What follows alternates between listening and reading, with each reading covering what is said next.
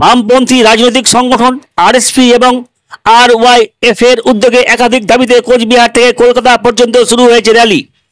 গঙ্গা পদ্মা ভাঙন প্রতিরোধ, দ্রব্য মূল্য বৃদ্ধির নিয়ন্ত্রণ, কর্মসংস্থান এবং নাগরিক অধিকার রক্ষার দাবিতে র্যালি উপলক্ষে রঘুনাথগঞ্জে একটি প্রকাশ্য সভা অনুষ্ঠিত হয় বলে আরএসপি রঘুনাথগঞ্জ শাখার পক্ষ থেকে জানানো হয়েছে। এদিনের মোটর বাইক র্যালিতে আরএসপির বেশ কিছু কর্মী সমর্থককে উপস্থিত থাকতে দেখা গেছে। বের করলাম, এটা প্রথম তো জানতে হবে অধিকারটা কিসের। আমরা একটা রাজ্যে বাস করি, আমরা একটা দেশে বাস করি। দেশের সাধারণ মানুষ, দেশের সাধারণ জনগণ তারা কিন্তু আমাদের সেই অধিকার পাইয়ে দিচ্ছে না। তাদের অধিকার আমাদের পাওয়ার জন্য আমাদের আরএসপি দলের যুব ফ্রন্ট আরওয়াইএফ এই সঠিক সময় মনে করেছেন যে আমাদের এই সময় সাধারণ মানুষের স্বার্থে সেই অধিকার পাইয়ে দেওয়ার জন্য আমরা রাস্তায় নেমেছি। আরওয়াইএফ রাজ্য কমিটি, সেই রাজ্যের বিপ্লবী যুব ফ্রন্টের সংগঠকের নেতা এবং কর্মীরা তারা আজ 31শে আগস্ট কোচবিহার থেকে শুরু করে আজকে তারা রাস্তায় আছে। তারা দক্ষিণ 24 পরগনায় এসে পৌঁছেছেন এবং আগামী দিন তারা 15ই সেপ্টেম্বর কলকাতায় গিয়ে পৌঁছাবেন।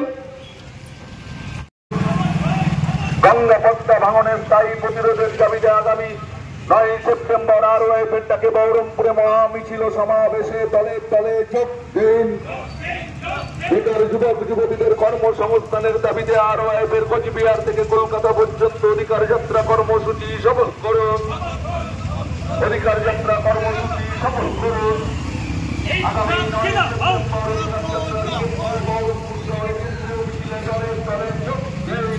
সদস্য আমাদের নাজনীন পারভিন, ওনাকেও আমি ডায়াসে এসে বসার জন্য অনুরোধ করছি।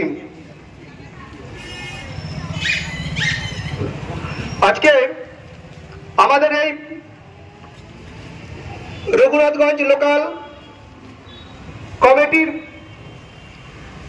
আরওয়াইএফের পক্ষে গঙ্গা পদ্মা ভাঙনের স্থায়ী প্রতিরোধের দাবিতে আগামী 9 সেপ্টেম্বর আরওয়াইএফের ডাকে বহরমপুরে মহামিছিল সমাবেশে দলে দলে যোগ দিন। বেকার যুবক যুবতীদের কর্মসংস্থানের দাবিতে আরওয়াইএফের কোচবিহার থেকে কলকাতা পর্যন্ত অধিকার যাত্রা কর্মসূচি সফল করুন। অধিকার যাত্রা কর্মসূচি সফল করুন। আগামী 9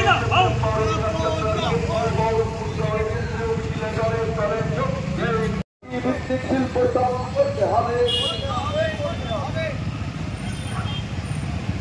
এনকে লাও জিন্দাবাদ, আরওয়াইএফ জিন্দাবাদ।